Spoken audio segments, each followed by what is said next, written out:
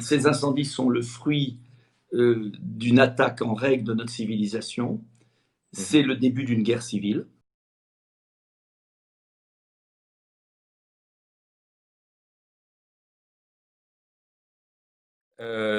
Voilà, je vous remercie de répondre à nos questions ce soir et on va tout de suite commencer pour ne pas perdre plus de temps.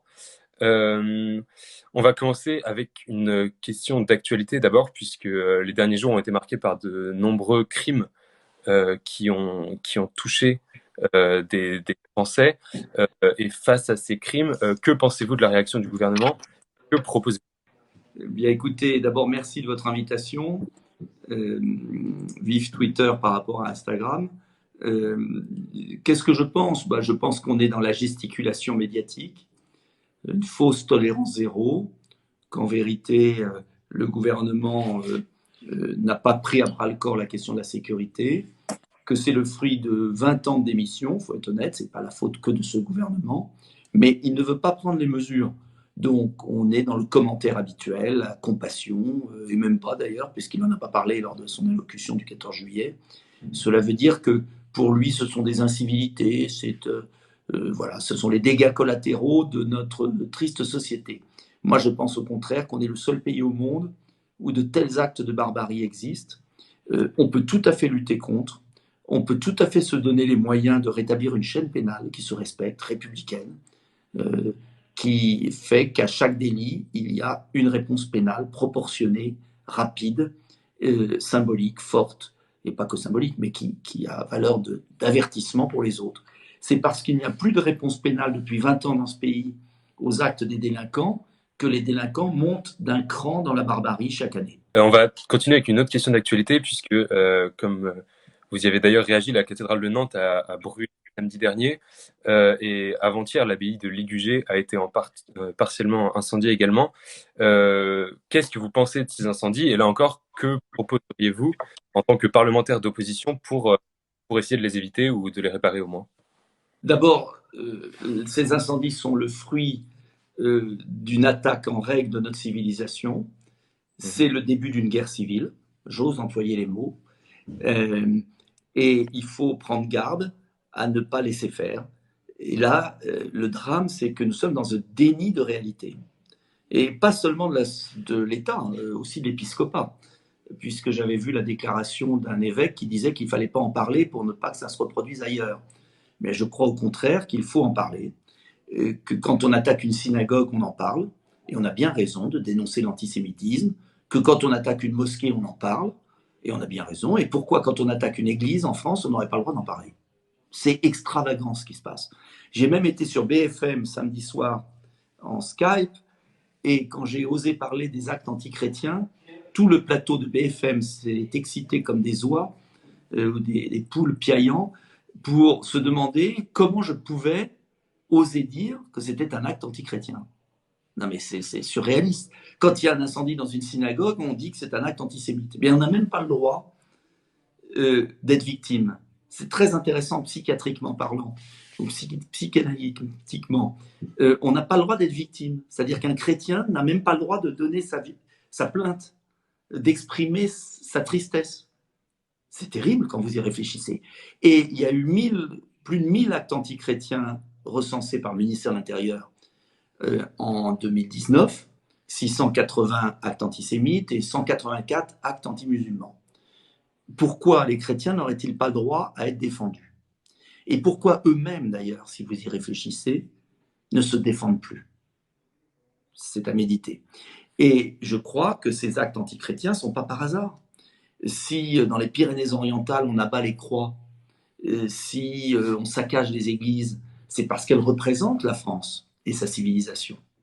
Et c'est pas parce que notre religion est une religion d'amour qu'elle doit se sacrifier. Il y a un moment, il faut quand même assurer la défense de notre religion, de notre territoire. Est-ce qu'il y a beaucoup de synagogues qui sont attaquées et brûlées en Israël? Est-ce qu'il y a beaucoup de mosquées qui sont attaquées et brûlées au Maroc? Est-ce qu'il y a beaucoup d'églises qui sont attaquées en Angleterre? Non. Et donc c'est un mal très français qui exprime un déni de notre civilisation, un refus de nous défendre, de la promouvoir, d'en être fier. Ça ne veut pas dire qu'on exclut les autres. Moi, j'ai toujours toléré toutes les religions dans mon pays. Mais en revanche, j'attends qu'on respecte la mienne. Et donc, les actes seraient moins nombreux si la France osait davantage affirmer l'origine chrétienne de sa culture. Ou si du moins comment dire, elle reconnaissait qu'il y a un combat qui est mené contre sa culture. Non pas pour désigner des ennemis imaginaires, mais pour dire qu'il y a, on le sait, un intégrisme islamiste radical qui veut s'attaquer à la religion chrétienne. Et les chrétiens en sont chassés d'Orient, et une petite minorité de musulmans veulent chasser les chrétiens de France. C'est ça la réalité. Mais personne n'ose le dire. Est-ce que ça veut dire que tous les musulmans veulent nous chasser et qu'il faut aller vers un conflit de religion? Non. Moi, j'ai une salle de prière dans ma ville. Ça se passe très bien avec la communauté musulmane. Ils sont indignés de ce qui se passe. Et ils sont indignés, je vais vous dire, de l'incapacité des chrétiens à réagir. Et ils s'étonnent. Et donc, réagir, ce n'est pas déclarer la guerre aux musulmans.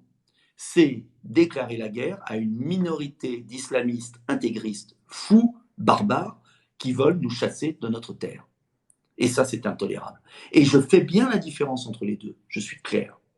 Mais le pas d'amalgame a conduit à nier l'attaque dont nous sommes la règle, nous sommes l'objet de la part d'une minorité de musulmans intégristes, fous, barbares, qui s'attaquent d'ailleurs aussi aux musulmans modérés.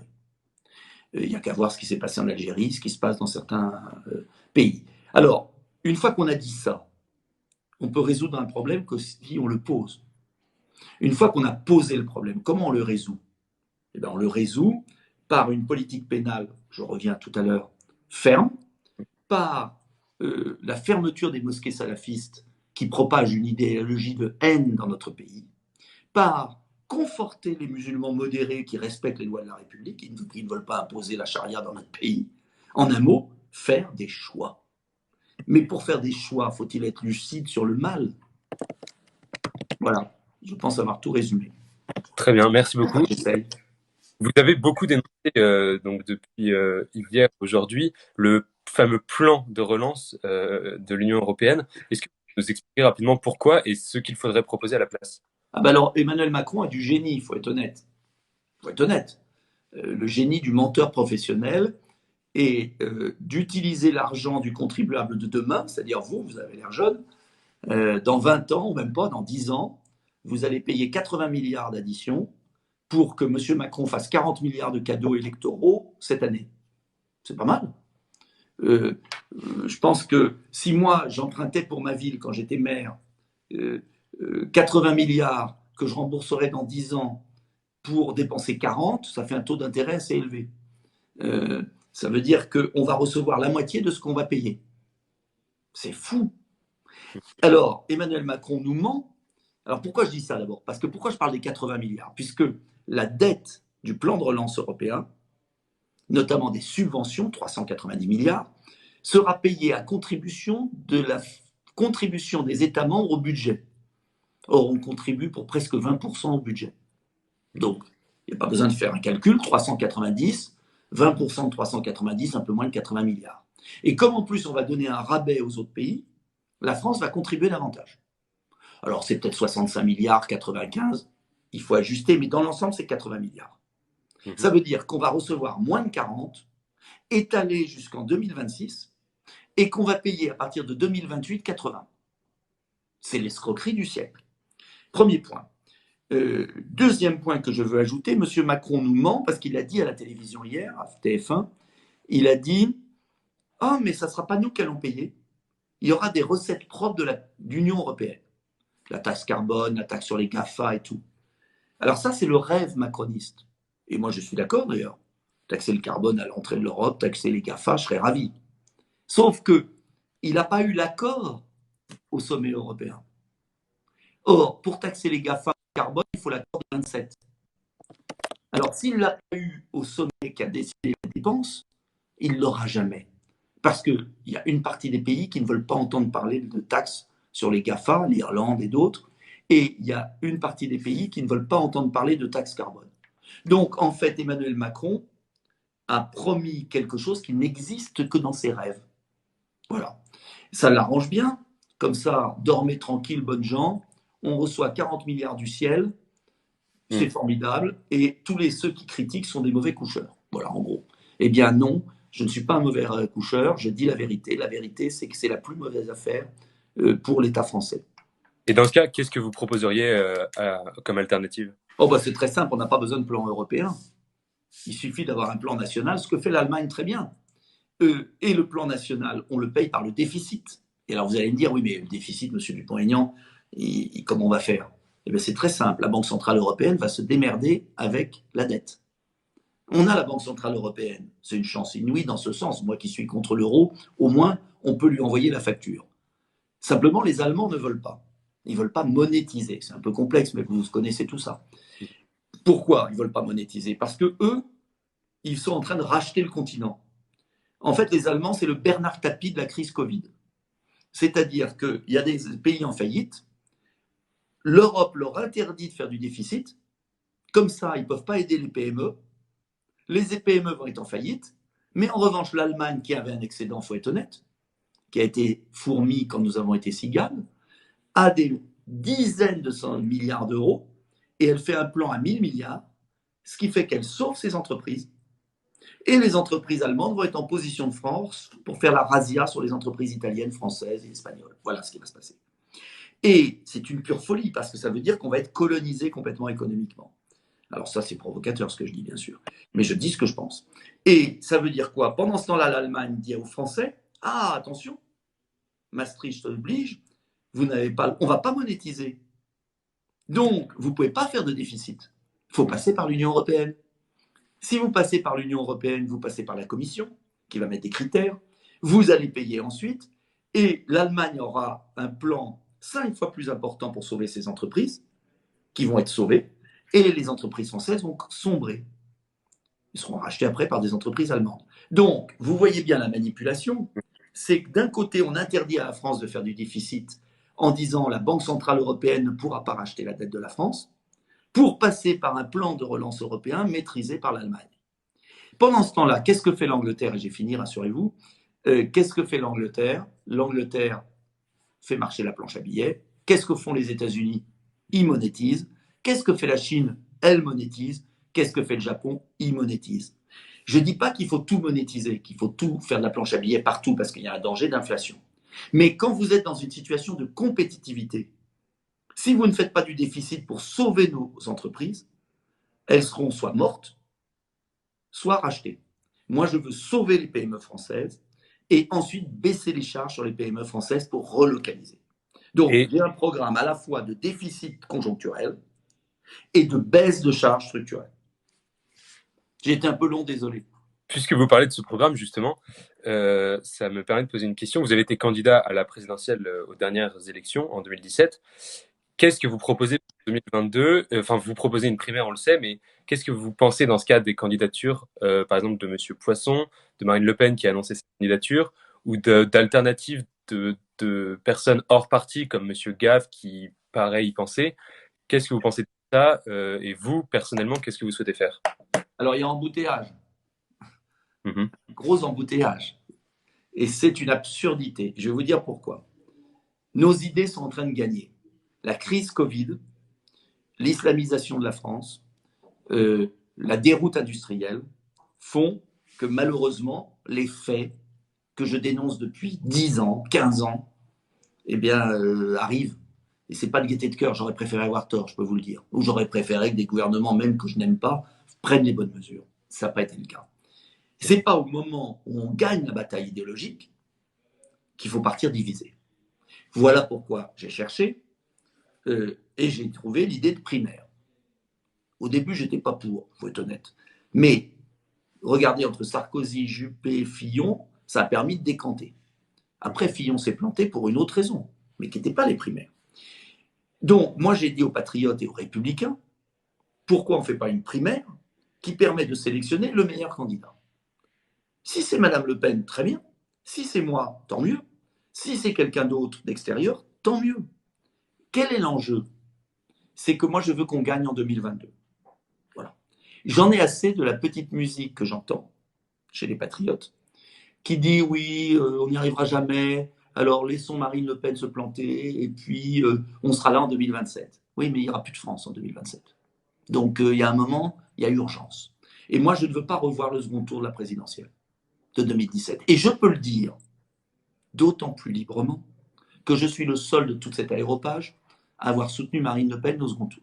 Donc, j'ai aucune leçon d'unité à recevoir. Parce que quand M. Poisson était abstentionniste, moi, je soutenais Marine Le Pen.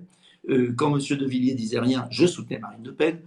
Quand les uns les autres étaient aux abonnés absents, et quand les Républicains soutenaient M. Macron, moi, je soutenais Marine Le Pen. Donc, je n'ai pas de leçon de loyauté ou d'unité à recevoir, je l'ai fait l'unité, et j'en ai suffisamment bavé. Mais je ne le regrette pas.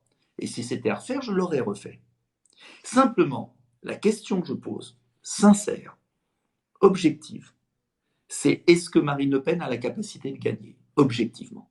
Et objectivement, je le dis, moi je pense que j'ai davantage la capacité de gagner qu'elle. Mais je ne dirais pas de mal de elle. Si c'est elle qui est choisie en primaire, je me plierai. Si c'est moi, j'espère qu'elle se pliera. Si c'est quelqu'un d'autre, on se pliera. Car l'enjeu, c'est pas nous, c'est pas Dupont-Aignan, Le Pen, Poisson, Gave ou un autre. L'enjeu, c'est qui va être capable de gagner. C'est-à-dire de rassembler à la fois l'électorat du Rassemblement national et l'électorat des Républicains qui ne veut pas passer chez Macron. Mais est-ce que vous pensez que tout cet électorat peut être rassemblé sur un même programme? Et dans ce cas, comment choisir ce programme? Eh bien, ça sera l'objet des primaires. Les primaires, ce n'est pas simplement le choix d'une personnalité, c'est le choix du meilleur programme. Moi, je crois qu'il faut un programme de synthèse. Je l'ai toujours défendu. Je crois qu'il faut prendre le meilleur du programme du Rassemblement national, le meilleur des Républicains, et qu'il y a des compromis à faire. Voilà, il y a des compromis. Il y a des rassemblements nationaux qui sont un peu déçus, il y a des Républicains qui sont un peu déçus. Mais l'enjeu, c'est au premier tour d'être à 35%. Et là, je peux vous dire qu'au second tour, on gagne. Et je préfère dire ça maintenant, parce qu'on a encore un peu de temps, pour que la raison revienne. Chez les souverainistes, chez les patriotes, je veux que la raison revienne. Et j'ai supplié Marine Le Pen, je lui ai dit qu'elle accepte cette primaire. Parce que je ne comprends pas son raisonnement. Si elle a peur de son propre électorat, comment elle va gagner au second tour? Excusez-moi. Voilà, je suis désolé de mettre les pieds dans le plat, mais il faut bien quelqu'un les mettre. Et il n'y a que moi qui peux le faire puisque je l'ai soutenu. Donc, et c'est pas de la trahir. Si elle est légitime et si elle fait le plein dans une primaire, mais je m'inclinerai. Si en revanche, c'est rebolote et qu'il y a quelqu'un d'autre de meilleur, eh bien, il faut prendre le meilleur. Parce qu'il vaut mieux que Marine Le Pen soit Premier ministre de quelqu'un de très bon, plutôt que de perdre. Et pareil pour moi. S'il faut que je ne sois pas candidat et qu'il y ait quelqu'un de meilleur que moi, eh bien, qu'on prenne quelqu'un de meilleur. Mais en revanche, voir Poisson, Le Pen, Dupont-Aignan, Gave, il manque Retailleau et je ne sais pas qui, ça fait 7 candidats sur la ligne de départ. C'est de la folie furieuse. Voilà. Très bien. Merci beaucoup, Monsieur Dupont-Aignan.